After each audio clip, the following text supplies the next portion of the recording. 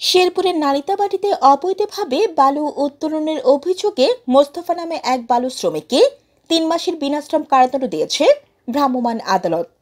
মোস্তফা আন্ধারুপাড়া গ্রামের হাসমত আলী ছেলে।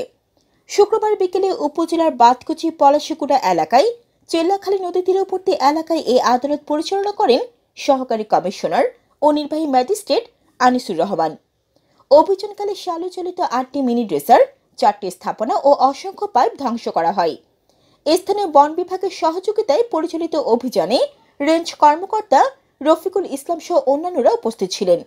এর আগে বৃহস্পতিবার বন বিভাগের মধুটিলা রেঞ্জ কর্মকর্তা রফিকুল ইসলামের নেতৃত্বে পশ্চিম সমেষ্টুটা কালীস্থান ও রঞ্জনা ঝর্ণা এলাকায় অবৈধ বালু উত্তোলন বন্ধে অভিযান চালানো হয়।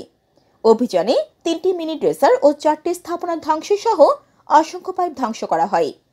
5 আগস্ট পরবর্তী সময়ে উপজেলার নদীসমূহ ছাড়াও বিভিন্ন ঝর্ণা, পাহাড়ি ঝিরি ও পাহাড়ের উপত্যকা ঘুরে চলছে বালু ও খনিজ সম্পদের নিয়ন্ত্রণহীন লুটপাট।